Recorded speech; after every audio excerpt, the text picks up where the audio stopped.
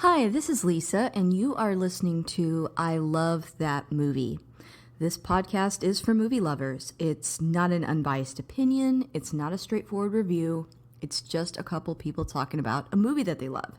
The format is each week I have a guest, and that guest and I discuss a movie that they love, something they're obsessed with, something they connect with. We'll talk about the plot, the director, and the actors, but we'll also talk about the personal connection my guest has with that movie. So if that sounds like something you want to listen to, keep listening.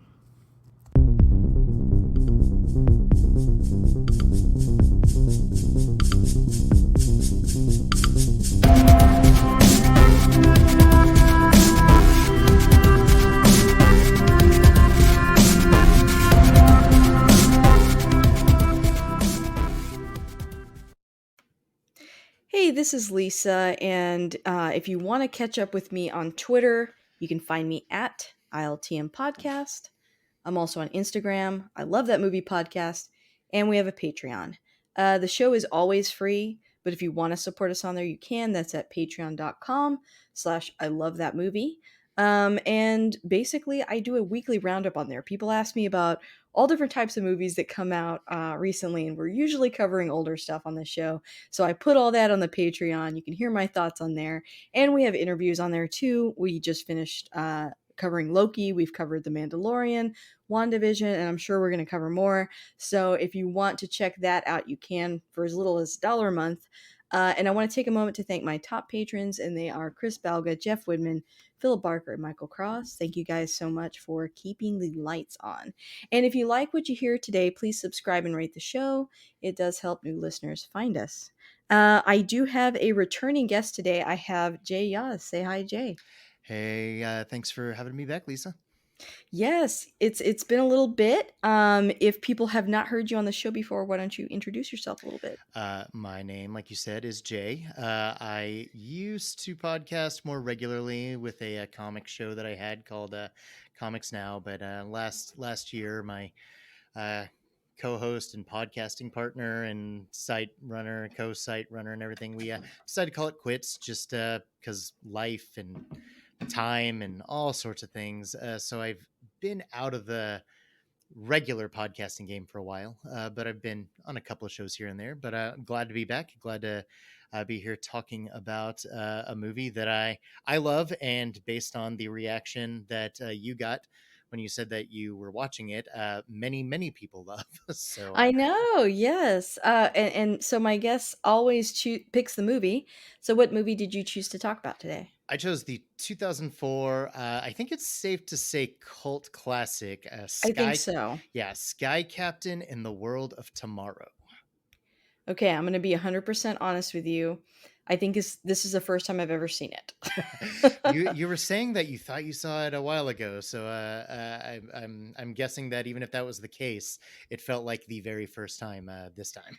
I felt like I at least started it, but then when I watched it all the way through, it wasn't super familiar to me this time. Well, So, did you enjoy it though? I did. I think that I probably would have liked it more had I seen it in 2004. And I think we'll talk about that while we cover this because there's a lot of elements that I really liked about it. But I think when this is your first time seeing it, it does look a little bit dated. And that's only because when you compare it to movies that are kind of filmed this way now, like take The Mandalorian, where like a lot of it's green screen, or Jungle Book or something like that. We're so spoiled now with how it looks, you can kind of tell. But I do respect what they were doing, and I think without this movie, you don't get those movies. Mm-hmm. So yeah, I'm excited to discuss it and chat about it under that lens because I want to get your perspective on seeing it back then. Oh yeah, totally. When did you first see this movie? So I actually saw it in theaters back in Okay. 2004. It's kind of a funny how I even got clued into it because Huh. back in 2004 when I was young and had money to burn and no actual bills or anything like that, lots of disposable income, all sorts of things. I would go to the Those were the movies. days. Yes. Oh my gosh, I miss those days. Uh, I would go to the movies quite a bit, maybe once, even twice a week. I would go. I was living with my dad at the time, and I would go to Grapevine Mills Mall would be the regular place that I would go to, but there's also a smaller theater in Bedford that I would go to that sadly no longer there. But I don't even remember what movie I was seeing, but I saw the trailer for Sky Captain, and the first trailer they had was pretty much a condensed version of like the opening action scene, or the first action scene, with all the giant mechanical robots going about the city and everything, and you have Sky Captain's plane coming through and blasting everything. And I was just watching it, and honestly I was like, what in the world is this? Like, I had no idea what it was. When the preview was over, and they had like the cast list and everything, I was like, okay, it has people I recognize, but that was so weird. Like, I had no idea what to think of it. And Yeah. but I back then, I would also, my dad had a subscription to Entertainment Weekly, the magazine form of it, which I don't think they publish anymore, but that's beside the point. But every now and then they would do like not like ratings for trailers, and for Hmm. Sky Captain they actually gave it an A-. So I was Interesting. like, yeah, I was like, oh, that weird movie, okay. And then they use words like, I don't know, like retro, nostalgia filled, very like throwback, things like that, that I don't know, maybe helped me reconcile what I saw with Hmm. also just kind of making me more open to it. Because I mean, at that point I wasn't as much into um old school, um pulp serial films. I've always liked the Phantom with Billy Zane, and the Rocketeer. I really liked those, which this is very much kind of a uh, kind of in that same vein, sort of a spiritual Absolutely. Yeah. successor to it. But even then, those were a little bit more grounded in the way that they were shot and everything. Whereas this movie was completely done, except for I think like a couple of props and a desk. And of course, the actors. Everything is on a blue screen and then added in post production. So it had a Hmm. very unique look to it. So, I mean, while I was watching this trailer and even afterward, I mean, I wasn't necessarily mulling it over like, it stuck in my head like all this time, like it was just, eating away at me or anything like that. But I wasn't sure what to think of it at first. When I saw a positive response, I was like, okay, maybe they are onto something here. And then when the movie actually came out, it got really good reviews. It did. I noticed that. Yeah, researching this, because my memory of it honestly was, I remember the trailer came and went. Nobody I knew really saw it. I kind of wrote it off because other people didn't see it. And so I kind of had a view of it as like, yeah, definitely a cult classic, but it didn't stick out to me as like a must see. So when I watched it and then I read all the reviews, especially from like Ebert, I thought that was really interesting. Like, and it gave me like a different perspective on the film. I read that after I saw it. Yeah, and so that was like, okay, maybe this movie's on to something, or they're on to something with this movie. I don't know, whatever. So I went and saw it and loved it. There's to this day, there's only one part in the movie that I really think didn't need to be there, and it may be something that you would bring up too, so we can get to it later. But Okay. even then, it doesn't destroy the movie, but it is kind of out of place. But I mean, Uh-huh. other than that, I mean, I just loved its. Yeah, I mean, since then, I've seen more movies, gotten more into this kind of pulpy, swashbuckling kind of adventure, kind of Sure. stuff. Even with comics, more like golden and silver age comic books that are just all about fun and kind of goofiness and cheesiness, but embracing it just because it's there to have a good time. And that's all it really is. And Yeah, so I saw it, loved it, and even the next week, some guys that I knew wanted to go see a movie, but they didn't know what to see. So I said, "Hey, let's go see Sky Captain." So I went and saw it again the next weekend, and I think I was the only one who enjoyed it in that excursion. But who cares? Because I loved that movie. Yeah. So, before we go any further, I'm gonna read the synopsis. I mention this in every episode, but just so y'all know, if this is your first time, I will talk about spoilers. We will talk spoilers. So I would recommend going and seeing the movie first, then coming back and joining us. But here is the synopsis for the movie. I hope it's a good one. Uh, yeah, let's hope. When gigantic robots attack New York City, Sky Captain uses his private air force to fight them off. His ex girlfriend, reported Polly Perkins, has been investigating the recent disappearance of prominent scientists. Suspecting a link between the global robot attacks and missing men, Sky Captain and Polly decide to work together. They fly to the Himalayas in pursuit of the mysterious Dr. Totenkopf, the mastermind behind the robots. That's pretty accurate. Yeah, and okay. I hope that I didn't scare you off at the beginning there. There's a lot of ingredients that I really like about this film. So I don't want it to come across negative at all. No, no, it's Hopefully. okay. I mean, I mean, I want to make sure that I'm talking. I mean, not necessarily that you enjoyed as much as I do, but I didn't, drag you into something that you're like, oh my It wasn't gosh, why did torture. I have to watch this movie? I think the only honestly the okay, I've never spoken of this on the podcast before, but there's only a couple movies that I don't know. I'm not even gonna say it because I kind of want someone to pick it now and maybe they'll change my mind. But I rarely am like tortured. Like I don't think I ever am, by movies. And this is something I had wanted to see too. So I'm glad that I saw it, and I think through our discussion and through, like I said, the research and everything. Again, I love walking away with a different perspective. So Yeah.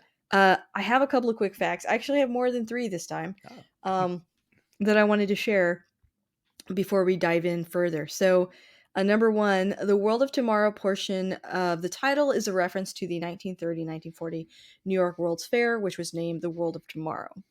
That's something I did know because it's kind of a weird roundabout way to get there. But when I was in Chicago a lot for work, I ended up like having extra time and I was on Navy Pier and I went through this. It was really weird. It was a fun house that was also sort of a museum.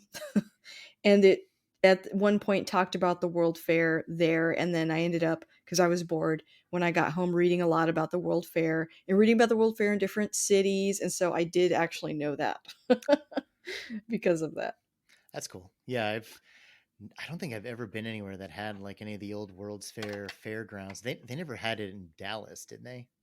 They did. Oh, did A they? lot of the Art Deco buildings are in Fair Park are from a World Fair, actually.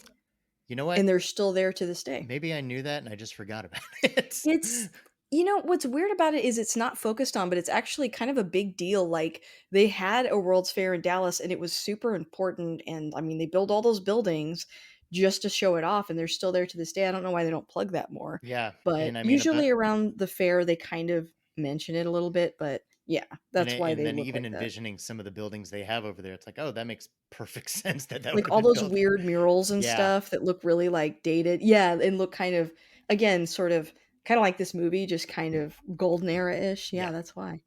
Um, so while this project was still in early development, writer director Carrie Conran originally wanted to produce it as if it was a lost serial from the 30s, with the movie featuring unknown actors shot in black and white and divided into chapters, each ending with a cliffhanger. All these ideas were subsequently abandoned in an attempt to gain bigger box office appeal. Um, yeah, go ahead. Oh man, that would have been completely different, so much fun, and made it even more of a bomb than it already was. I was gonna say, I think you made a comment that the draw of the casting had a part to play in winning you over for this bizarre trailer, at the time, because like Mhm. you said, you weren't into this stuff. I don't feel like in 2004 people were yearning for or excited about the 1930s. Yeah, I mean, I think they'd be more receptive to it now. yeah, totally agree. And I mean, Jude Law, Angelina Jolie, and Gwyneth Paltrow honestly aren't big draws for a movie for me either. Like, I mean, I respect them as actors, but they're not, they're not someone that I'm going to go see a movie for.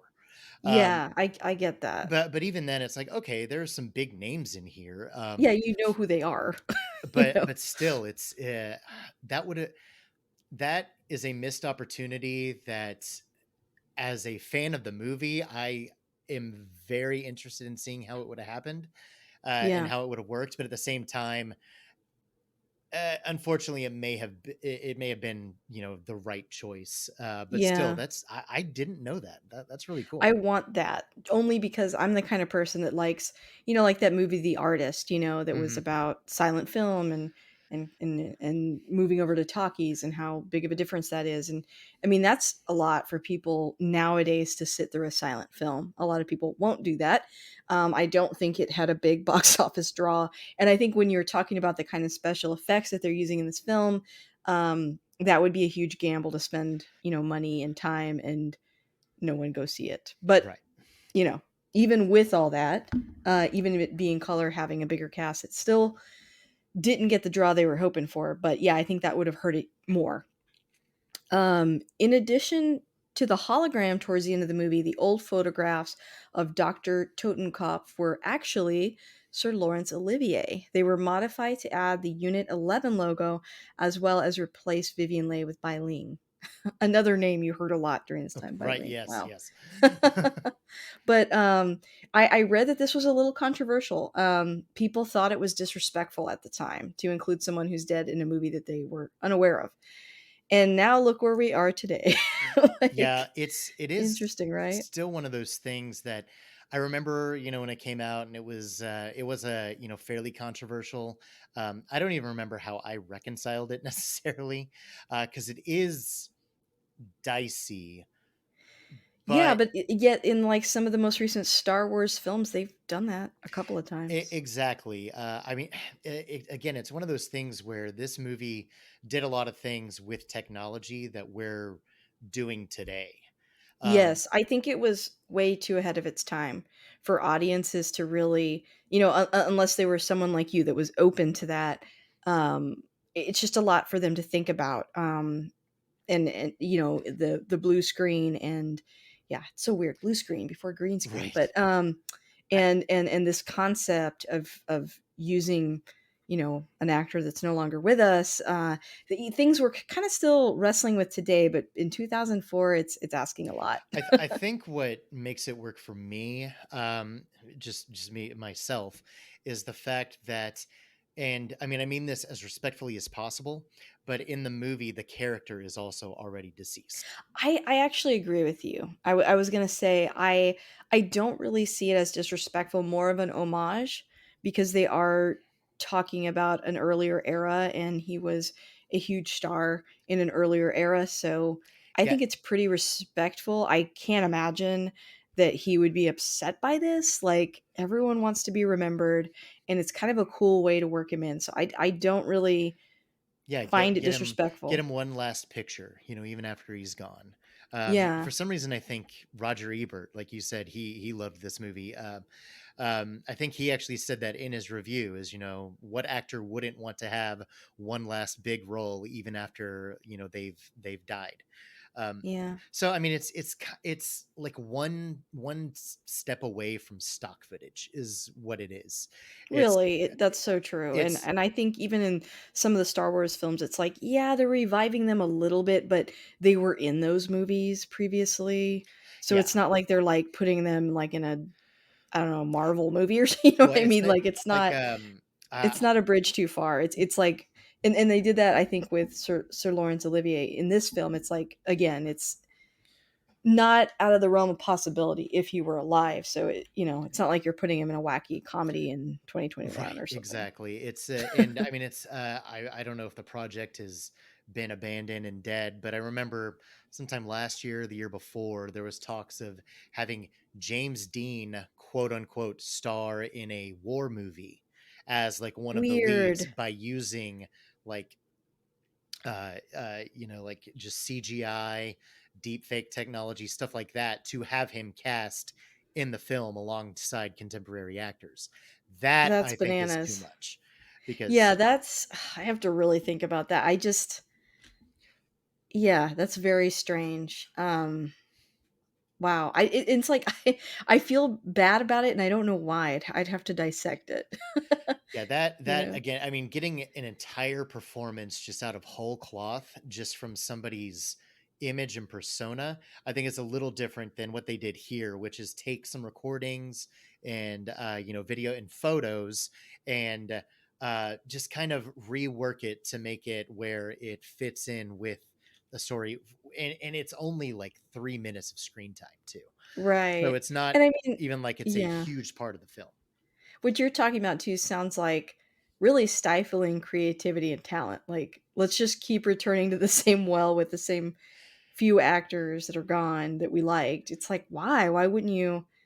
There's so many people today is what Exactly. Why not the thing get, that jumps to my if you mind. say you want a James Dean type, and instead There's of going tons out of and them. finding somebody who's a James Dean type, now you're saying you can just make James Dean again. Yeah, I think And that's a it's bit like, much. why him specific? I don't know. That's a rabbit hole, but Yeah. yeah, I think that is totally different. I didn't know that. Wow.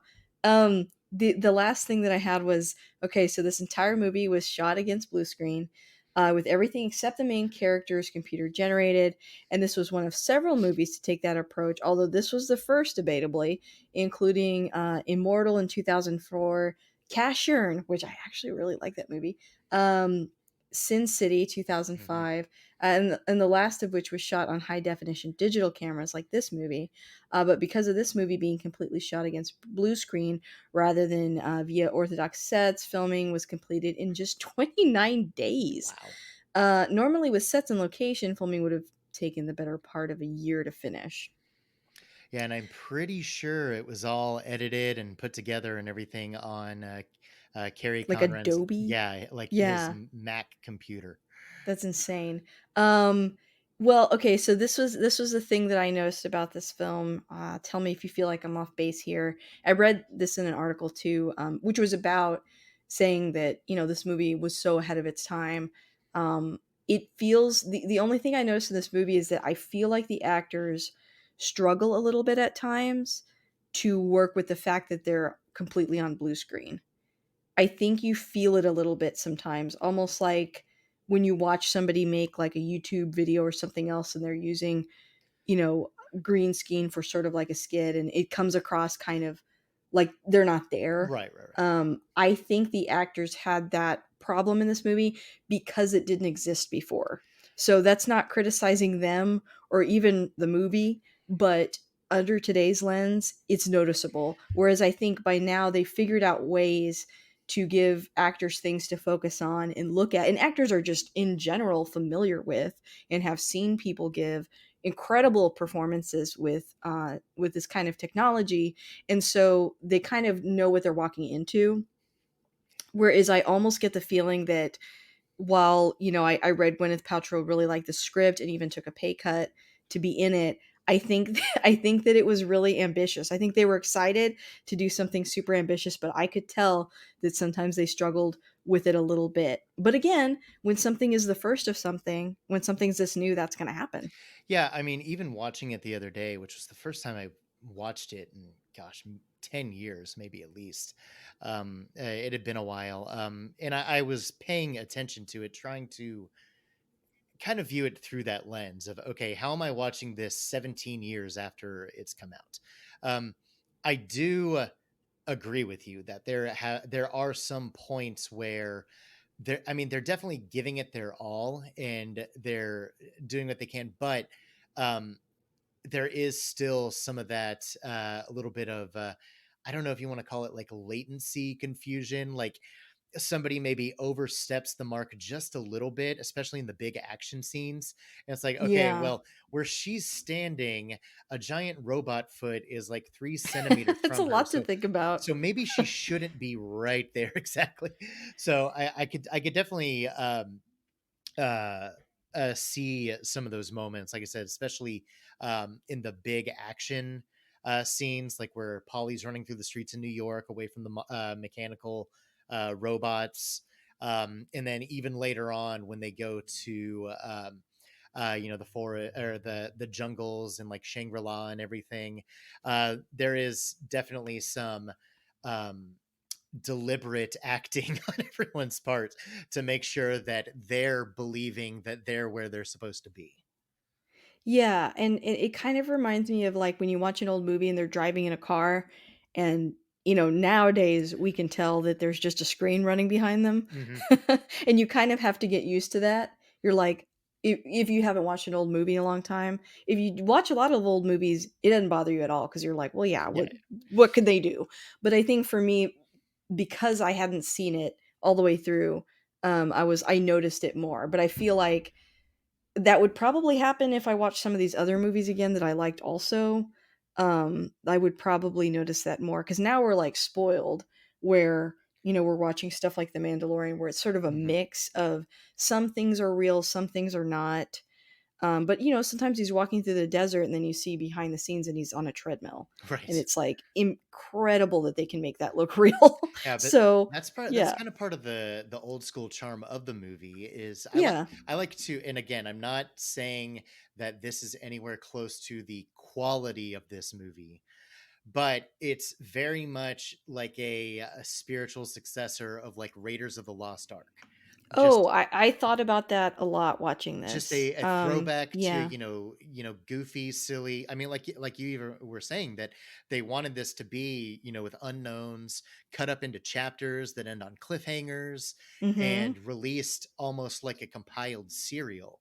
That there is that charm to it where, okay, it's a little hokey and a little corny and everything, but that's exactly what the movies and comics and books and serials that they are taking inspiration from, what they just worked with back then, and that's what it was. So it's still very much in the vein of what it's taking inspiration from. So I think this is going to kind of segue into talking about the cast. So I think I completely agree with you. And I actually had the thought watching the movie. Now, Jude Law, this is when this movie comes out, this is post, The Talented Mr. Ripley, Gattaca. And those are the kinds of films that I think I'm used to seeing him in. Like he's sort of a very serious kind of actor Hmm. in a lot of his films. And I did kind of wonder, like, would I view his character as Sky Captain differently had they casted sort of a Harrison Ford type?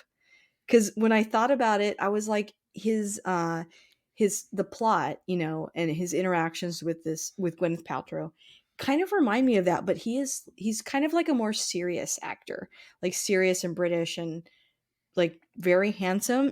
So it's kind Hmm. of like there's something about how Harrison Ford was like, obviously he's handsome, but he's sort of like more of a like rugged, Yeah, Harrison Ford's definitely rude. more, yeah, ruggedly handsome.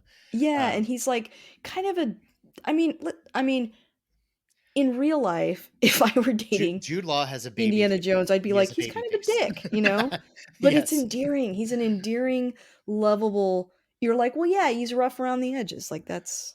But Jude Law is so polished that sometimes I was like, I wonder what that character would have been like as someone else. Not saying that it would be better, but just different and more what they normally cast as. I just thought he was an interesting casting choice as Sky Captain. Yeah, and I mean, nobody else could be Indiana Jones but Harrison Ford. True.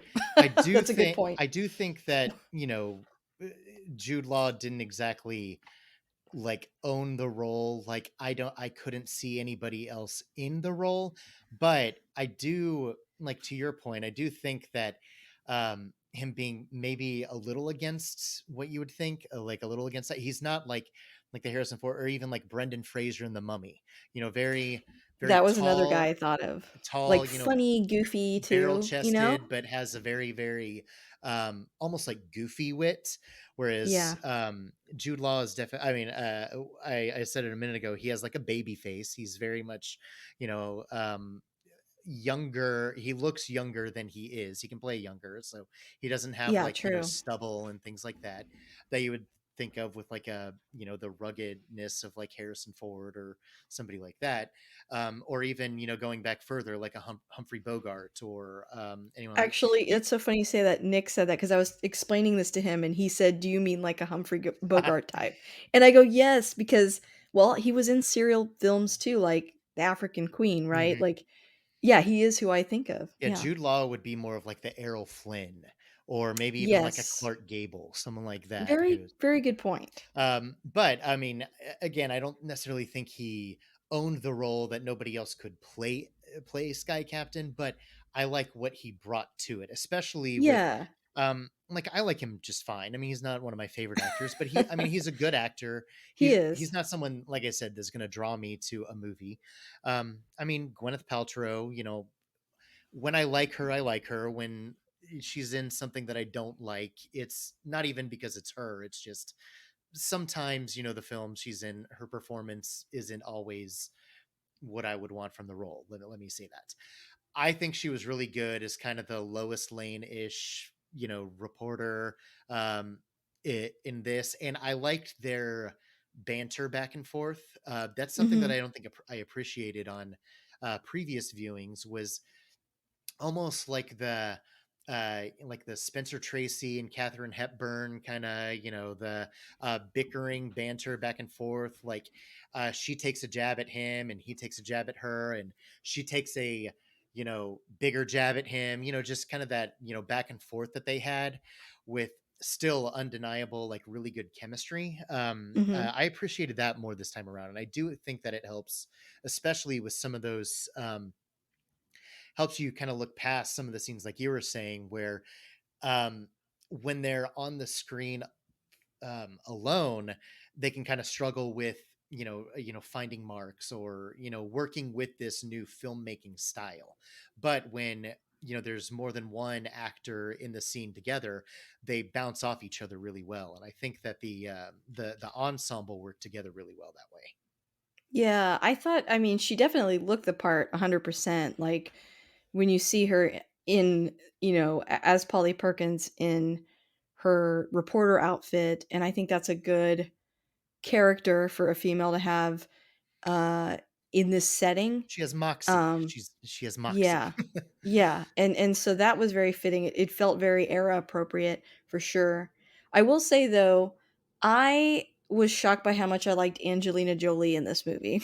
Yeah. Because speaking of actors that I don't always like, she can be amazing. In Girl Interrupted, I still think that's like her best performance ever. And then you've got your Tomb Raider, which I like, but it's fine. And she's in a lot of movies like that where I'm like, it's okay. But I actually really liked her as Frankie. I thought out of the three of them, I almost felt like she sold that era the most Hmm. and clearly tried very hard to sort of emulate um with her accent that wasn't bad. I liked it. And I don't know, she just did a good job. I liked her look. It was like more of this, please. I like this. Yeah, like with the eye patch and the old you know royal guard or whatever it is, they that kind of outfit that they had. Yeah. But yeah, I mean, again, that's something that kind of stuck out this time around too. Was Jude Law and Gwyneth Paltrow almost seem like they're in not like a romantic comedy, but they are in like a sort of maybe more like a romancing the stone kind of I adventure almost said that just now. I where was like, where it's a little more contemporary, even though it's a throwback. Angelina Jolie, with her accent and even like her diction, sounds yes. almost in the best way possible. Sounds like an old like horse race announcer. Or like you're playing a video game and like there's that cut scene with the actors and you know what I mean? Yeah, Like yeah. she feels like she's in that world, Like I in guess. It's immersive. the Star Wars, the Clone Wars, cartoon, like it would Yes. open with the announcer reading it like an old, wartime, telegraph or whatever. She has that kind of energy and everything like that. So that stuck out to me this time around as well. Yeah, it was a bold choice, but I liked it. Sometimes you swing and miss, but I enjoyed that about it. Well, do you want to talk about? I know that the director of this film that we already mentioned, his name is Carrie Conran. This was like his first film debut too, wasn't it? Yeah, it's the only film he's made to date. Oh my gosh, I did not realize that. Well, I I th- noticed like I think he put together a short, right? And yeah, that's how it got picked like up. The World of Tomorrow, I think was the name of the short, and I've seen it. It's been forever since I've watched it. I think it's pretty much the like the demo reel of the attack on New York with the robots and the and Sky Captain, his flying legion coming in to save the day. It's pretty much that. And that's how he kind of sold the movie. But I think he had such a bad experience with just I don't know if it was with the studio, with it not making money. For a while, I think Disney had actually tapped him to do an adaptation of John Carter from Mars, and he was working on that for a while. But for whatever reason, they ditched him and went with oh gosh, I can't remember. Was it Andrew Stanton who did that one? Oh, I don't know. I actually haven't seen that film. Oh, that's a fun one. But yeah, I mean, he was working on another big studio picture for a while, was attached to it, and then just got dropped. So I think just the disappointment of Sky Captain, just not getting opportunities after that, even though he showed that some ingenuity at the very least, that he could make this entire movie with a handful of actors and his laptop computer. He still wasn't given a lot of opportunities after that, and I think that it just kind of burned him out. I read That's in so sad. Yeah, I read an interview with, I believe it was his brother, a year or two back. I think it was several years older than that that the interview was conducted. But I read the interview just a while back, and his brother just talked about how he doesn't really like to talk about the movie anymore. It's just a sore spot with him, and he's tried to move on and all this stuff. But yeah, I mean, it's very unfortunate that he made this one movie and a couple of shorts and then really just hasn't had an opportunity to hone his skills and become a better director and writer based off of this and again, I mean, it's not the highest form of art, but it's a very entertaining, enjoyable movie, especially as a like a first feature. Like you you'd be hard pressed to say that this guy had never directed anything before this. Yeah, I agree. And that he loves film, Hmm. that's obvious. So that would be really devastating. Well, we're here to honor him today. Yes. So, why don't you tell me some of your favorite scenes from the movie? So like the big ones that stand out are, I mean, like we've talked about a couple of times, um, a big first action sequence where we have all these giant mechanical monsters that are very reminiscent of the mechanical monsters from the Flesher Superman serial from the Oh the yeah, 40s. I think that's actually where he got the inspiration for their that design and everything. I feel like I read that. Um, I know I read something about Superman specifically. So yeah, that sounds right. that's just a really fun scene. But I mean, even just like the opening of the movie, you open with this shot of a blimp flying through New York City and then docking at the Empire State Building, and it's just such a retro. Steampunk isn't quite the right word because it's not Victorian. It's not late 1800s in London, True. but it Yeah. is very much that retro futuristic style Mhm. that a lot of people, in the cosplay community, kind of build their like entire costumes off of and take inspiration from For to sure. to put a spin on another, franchise or character. Um, so just having something like that, and as a massive fan and appreciator of Batman the Animated Series, where they had the blimps for the GCPD that make no sense whatsoever but still look Yeah, really you're really right. cool. It they it it is a similar aesthetic where it's like it's in today's, world, but it's somehow in some ways in the past, and it gives it sort of this unique color palette and vibe to the show, and they don't really have to say when it is. Sky Captain is different in that it is set in a specific time frame, but like you said, it's not consistent with it, it's historical fiction. Right. They put their own spin on what could have happened back then, and so Yeah. it's interesting To from liken that it perspective. to maybe another um, in spirit at least is you look at like The Incredibles. Hmm. That movie is apparently supposed to take place in like the 60s, but because of like superheroes and all this stuff, technology advanced faster than it did in the real world. Yeah, Interesting. I read that just recently that it's supposed to be decades in the past, even though it looks like it takes place in contemporary America. um, Mm. so it's kind of like that. It's taking you know a a historical time period and then putting kind of um, a wish fulfillment gloss on it. Like this is what it would be like if we had this super cool technology then. And a lot of the technology in this movie is really cool. Like I love Sky Captain's plane. Like one of my favorite scenes is when they're on the run from the flying mechanical monsters, robots. I can call them robots. I know what they're called. When they're on the run from the robots, and then they fly out over the ocean, and then they dive into it, and his plane turns into a submarine. It's just Yeah. that's just I mean, I don't know, that has stuck with me like more than pretty much anything since I originally saw the movie, because that's just so cool. Like just one of those very cool, pulpy ideas of, well, Hmm. why can't an airplane turn into a submarine once it goes into the water? And then you mentioned, Frankie with their flying legion or whatever they were called.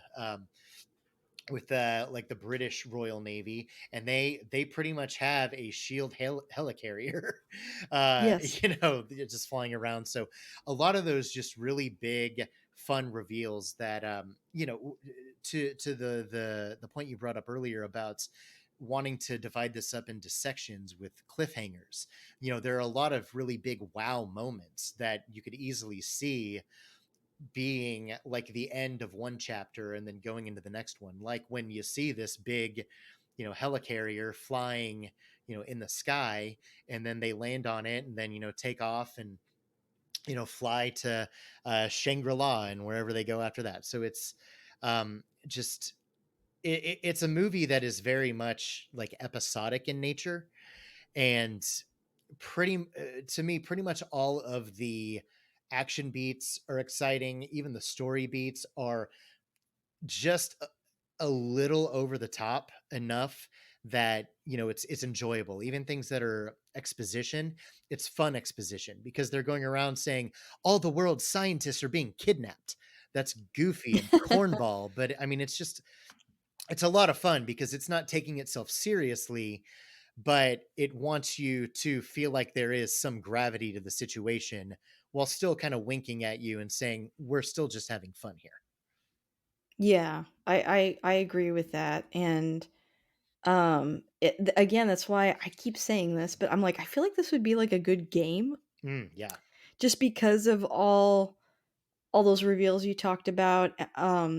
I think there's a lot of world building in this movie, and I think that audiences may have struggled with that too, Yeah. because it's like the second you get used to what the world is, oh, okay, we're in this version of the 30s and 40s where robots are attacking, and then they're like, also Sky Captain, also that fleet, and then they're in Shangri-La, and it's like that's kind of I think that I could see, especially in 2004, audiences having trouble keeping up with all of that. Whereas, like, I feel like in a game you could kind of slowly introduce some of those things, Hmm. or like his original idea. I think serials would be a really good way to do that too, Yeah. And I mean, like you're saying. I think for some that are not quite as on board, if they have time to kind of digest it, like mhm. if it was a 9 episode miniseries or something like that, I think that would work really well. Yeah, I've long said that if we were living in a just cinematic world, we would have a Sky Captain franchise by now with like four more movies and maybe even like a spin-off about Giovanna Ribisi's Dex, and Giovanni Ribisi. I don't know why I said Giovanna, uh, but um, That's like, um, but I mean, again, it didn't connect at that time, which is unfortunate. yeah. Um, Mm-hmm. and it's a shame because I mean, there's just so much like humor, and there's not a lot of character development, because even the things you learn about, like, Joe is Sky Captain's real name, like his and Polly's past is really more played for laughs and Yeah, more just it's like she's upset, but it's not like they were married, yeah. Um, you know? and I mean, he's upset about something too that Mm-hmm. he's, rightfully upset about. And she's upset about something that she is right to be upset about. But again, I mean, it's just back to that, like, his girl Friday back and forth banter, like you would see in, like a John Huston movie from, Mm-hmm. the 40s and 50s. And it has one of the best closing lines of a movie I've ever seen in my life, and it cracks me up every time I see it. In fact, I show the movie to my best friend, and I don't think he was into it at all, like while he was watching it. But then when it came to like the final scene, um, and Joe just says lens cap, he about died laughing just because it was such perfect timing, and the cutting to her face just slowly going from a smile to like almost getting like angry, and then going to credits was just great comedic timing at the end, just to Yeah. end it on a fun note. The the only part of the movie that I really think doesn't work, and hasn't worked for me ever since the first time I watched it, is when they go to Nepal, and they meet Joe's friend, whose name escapes me. Um, Oh yeah. Man, I can't remember. Let me look back at the. sure, but I'm looking at the pictures, so I need to yeah, look back real while you're quick. looking it up, and I mean, it's not a big thing, but it's like a lewd, crass comment that. Omid Djalil Djalili. Yeah, that would be the actor. I can't remember his name in the Omid movie. Dja- I'm gonna try this again. Sure. Omid Djalili, I think. um, Hopefully, I say that correctly. but That's Kaji. Yeah. Kaji, yes, there we go. Joe asks him how his Nepalese is, and he makes looks at Polly and makes a lewd comment, which I won't repeat. And I wasn't even thinking about that. I hadn't even thought of But I that. mean, it's just one of those things, like this is a perfect movie to show to like even kids, because it's just a lot of fun. It's an adventure movie. But then you get to that and it's like, if the kids can't read it, that's one thing, but just that one comment has stuck out like a sore thumb to me. And just like I said, it doesn't ruin the movie for me because I'm talking about it on a podcast called "I Love That Movie." Uh, but it's if I could change one thing about the movie, just the movie itself, not its reputation, legacy, anything that's come after or hasn't come after, but if I could change one movie, I would just take that one line out. But that's about the only thing in the whole movie that I think doesn't fit. Yeah. Which not a bad track record for for the rest of it. Well, yeah, and again, it's 2004. I think today you'd probably update some of the stuff with Polly, and that scene may not happen because I Yeah. feel like in a serial movie, you're like, oh, this is innocent, and there's sexual tension, and Hmm. so this is fun. But today, you're like, well, it's a little creepy, Yeah. like.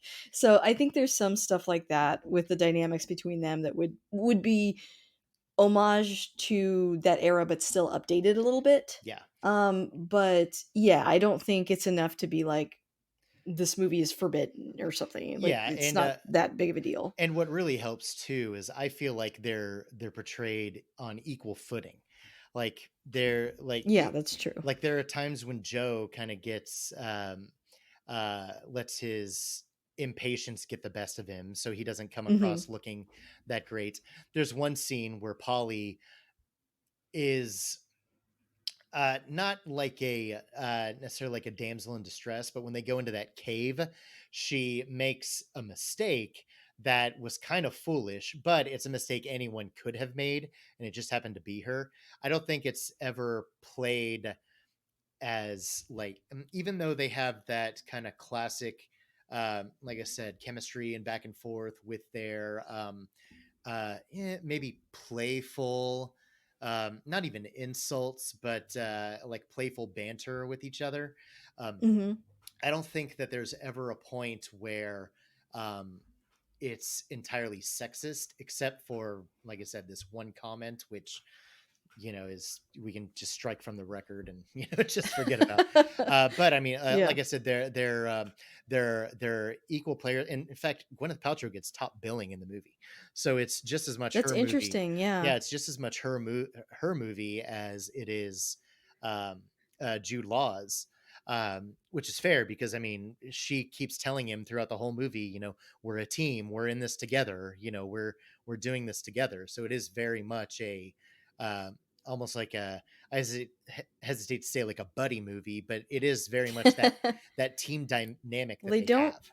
really end up together, which is another interesting Yeah, aspect. yeah, yeah. Even though, there is that romantic tension, it's still just a lot more about their camaraderie and how they work together than if they're going to end up together in the end.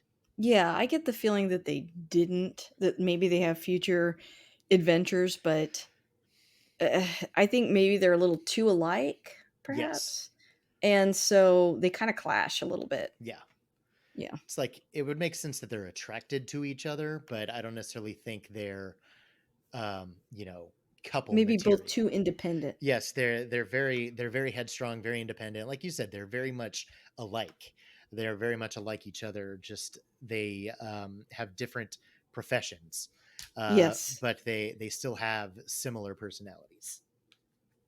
And I do like that, like, Sky Captain has apparently a lot of money to do Yeah, all this stuff. And that seems kind of absurd, but I guess it's not any more absurd than like Batman being a yeah, billionaire, like yeah, you have to suspend some belief, and that feels very, very, like you said before, like a serial or yeah, pulpy or a comic book. It's like, yeah, okay, just accept that. yeah. Even Like, even don't think about that. even with Sky Captain, I get the feeling that he's actually part of like a specialty, like military force almost. Yeah, like, is he employed, or yeah, it's kind of hard to tell, but He's just kind of it's the not face, really because important. Yeah. he's like the war hero and everything. And but it's not necessarily his, and it's like his crew in that they work with him, but it's not his crew in that everyone works for him, that kind of thing. Yeah, he's not like paying them. Right, exactly.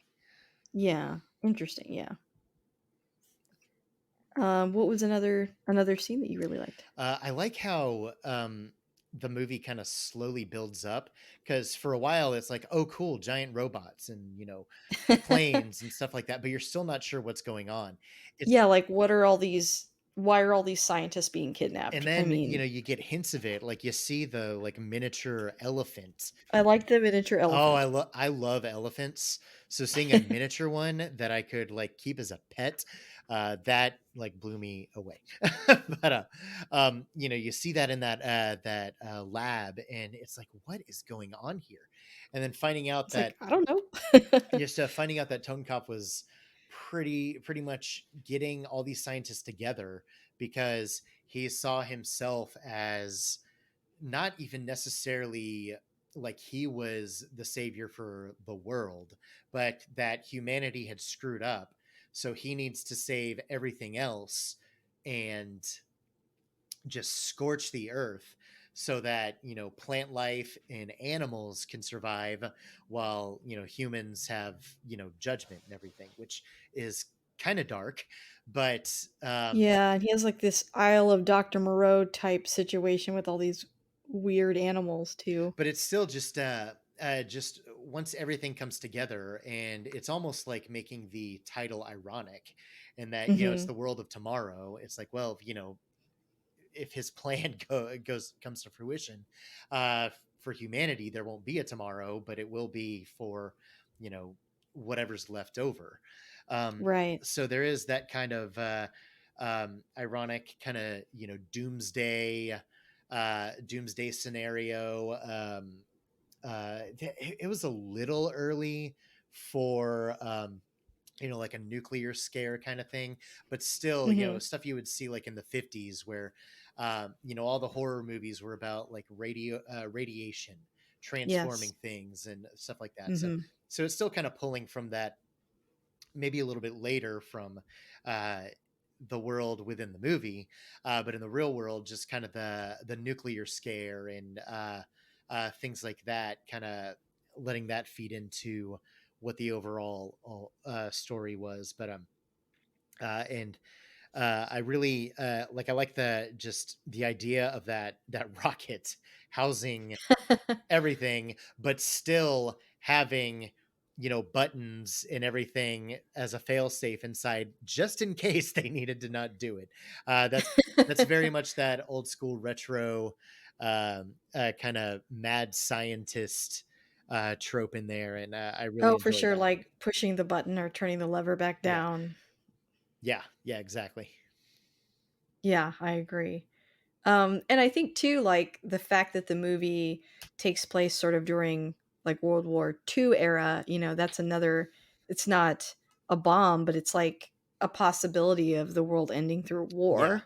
So I think that looms over it as well. But I agree, there is a very big, like, sort of atomic, I don't know, dread over the film, even though it's a little early for that. But it's made in 2004. So yeah. yeah, So we can cheat a little. yeah, for sure. Let's see. Were there other scenes that you? Trying to think what I'm like bad at segues today, oh so I'm it's just gonna it's delete when I say It's okay. It's okay. that. One thing I noticed this time, like we were talking about the actors that are in it. The big three were Law, Paltrow, and Jolie.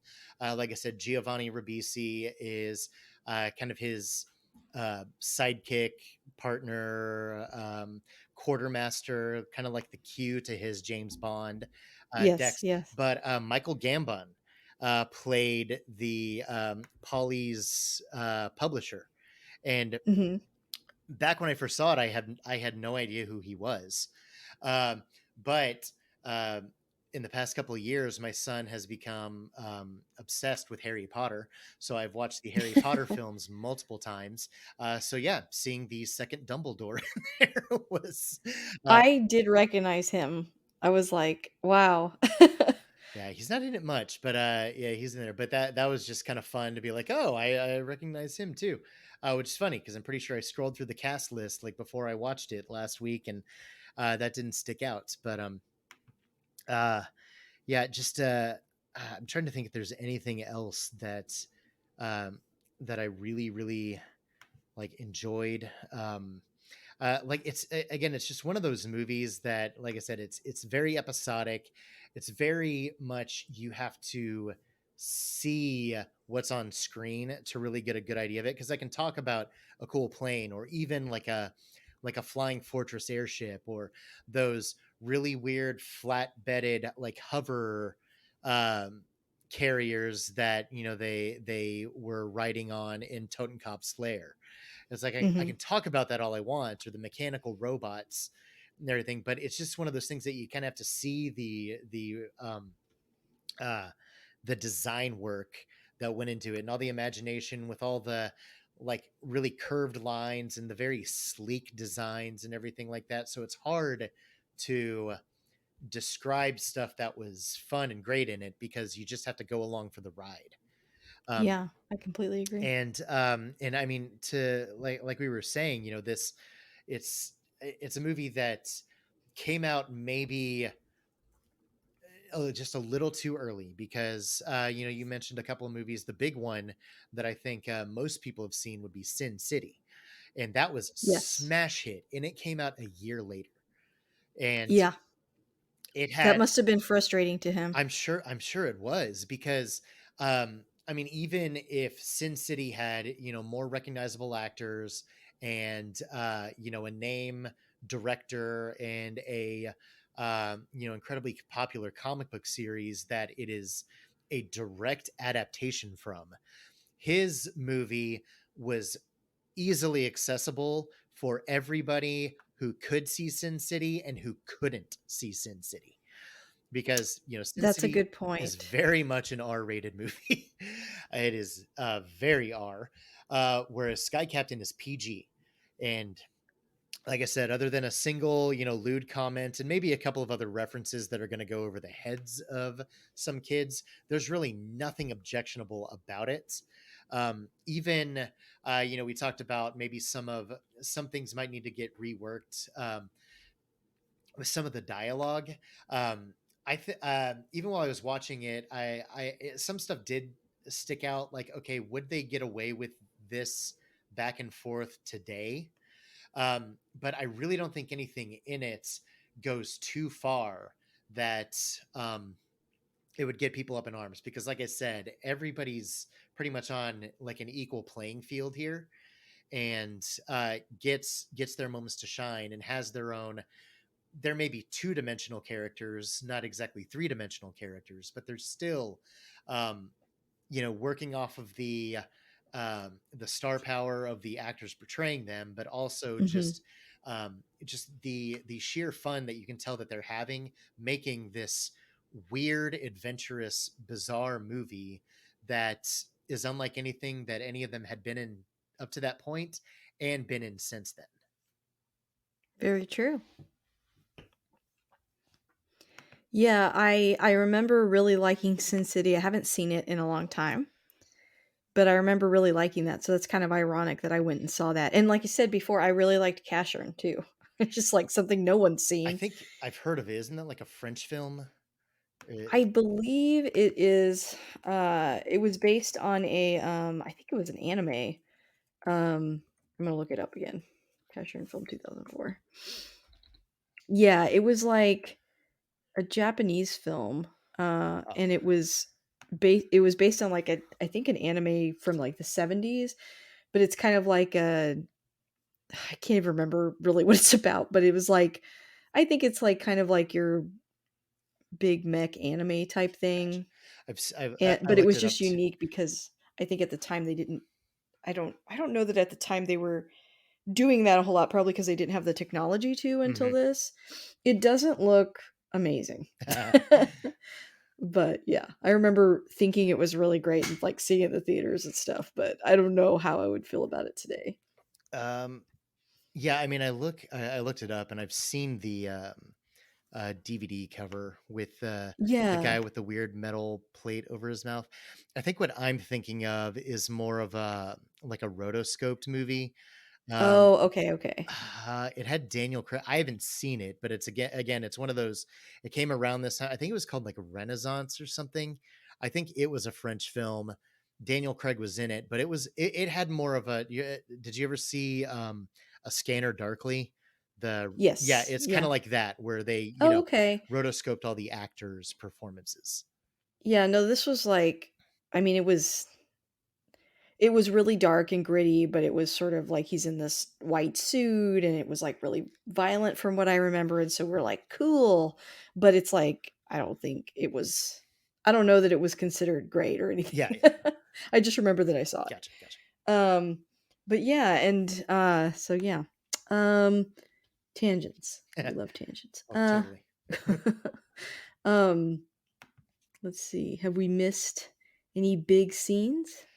I don't think so, because we got the beginning, the blimp, and then the mechanical monsters. We got I the really like the ray gun. yes. Oh gosh, his ray gun's so fun, and I love it. Like toward the end when he pulls it out and starts shooting one of the robots, and then he fires it, and then it has like the really wimpy, like wispy rings, and then Dex is like, try whacking it a couple of times or try shaking it or something, and that worked. It's just so fun. But yeah, that Those and goggles are fun too. yeah, and just the sound effect that it had, like the woo woo woo woo or whatever. Yeah, very fun there. Yeah, I'm Yeah, sure. and I love the costumes. I think the costuming they definitely got that right Hmm. in the film. Yeah, and like I said, I think that desk that Polly sits at one point to type up on her paper is the only actual part of a set that they built. Um, Wow. some of the props, obviously, that they were like holding in their hands, I think they had. But yeah, everything else, backgrounds, environments, obviously the mechanical robots, and the flying fortress and Shangri-La and like all that stuff, everything was done on a computer. And Hmm. I do think that, I mean, some of it does still look, a little dated in the at least as far as effects go. But I think what helps to its benefit is the fact that it's not trying to be realistic. It's trying to be, a throwback film. It's trying to have a, I keep using the word retro, but there's no other way to describe it.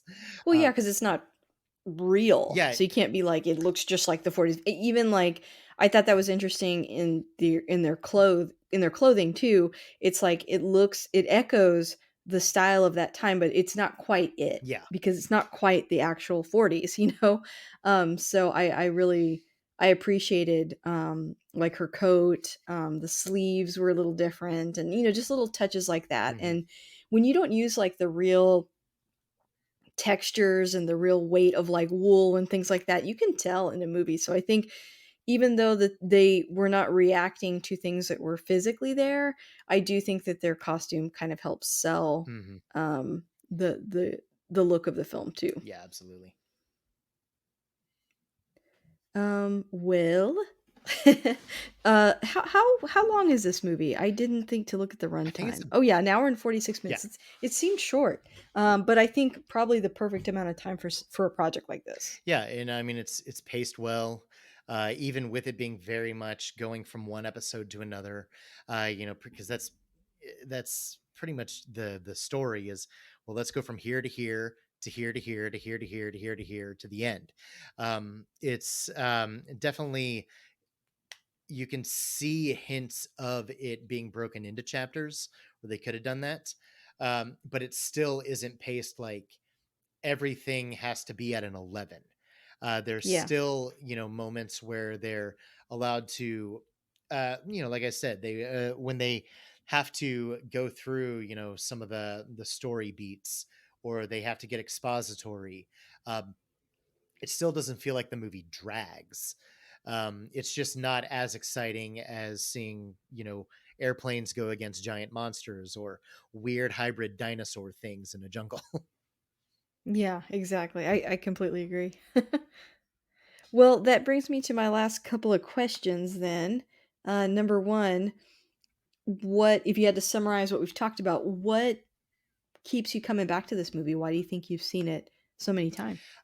I mean, it's just entertainment. It's an entertaining movie. Unfortunately, it's a missed opportunity in that it could have been a bigger hit. It maybe should have been a bigger hit. It's fun to imagine other stories and adventures that these characters could have gone on.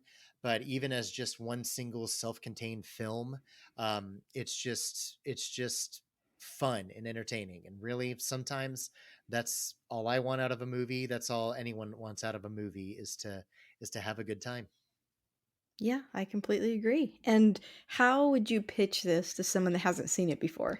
I would pitch it as, um, a couple of the comments I've made before. It's a throwback film, kind of in the vein of The Rocketeer or Raiders of the Lost Ark. It's paying homage to, campy, cheesy adventure serials of yesteryear, while having kind of a gloss of a modern movie, but still, just wanting to do nothing but entertain. On uh, the show Holy Batcast, our friend Andy DeGenova said that he would, um, watch The Rocketeer, Sky Captain, and the World of Tomorrow, and I want to say The Phantom as a good triple feature. And Ah, yeah, so I mean, the Phantom might be the one that I didn't get right, but even still, if he didn't say that, that's another one you could throw in there. It's just a good, rollicking, swashbuckling adventure movie.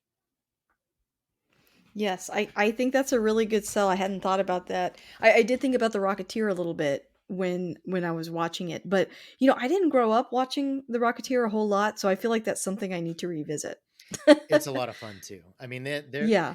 the some of the flying effects are a little, green screeny, but again, I mean, But that's just the time. yeah, Yeah. exactly. If you can forget, and You it's can forgive that. Joe Johnston who directed like Captain America: The First Avenger, and Honey I Shrunk the Kids, and a bunch of really good, fun action entertainment films like that. So it's a solid movie. Awesome. Well, Jay, thank you for coming back and for talking about this film with me. I've really enjoyed it. Where can people find you? You can find me on Twitter. Just my name is at JAYAWS. Just kind of smush my first and last name together. I do still do some comics writing, even though I'm not podcasting as much as I used to. I'm over at Comic Pause, Pause, like you pause a video game. Um, do some occasional writing on my own blog over there and sharing comic booky stuff. And I'm in the I love that movie group on Facebook. I don't spend an awful lot of time on Facebook, so I don't post over there a whole lot. But I should probably get onto that the more I watch movies that I love. But yeah, you can find me there, and yeah, that's about it. Awesome. Well, thanks again for coming back. And you definitely have to pick another movie to come back and chat about. I think people will really appreciate this episode, appreciate that you picked this film. And yeah, look forward to having you back Yeah, soon. thanks again for having me, and I will gladly be back on again if you'll have me.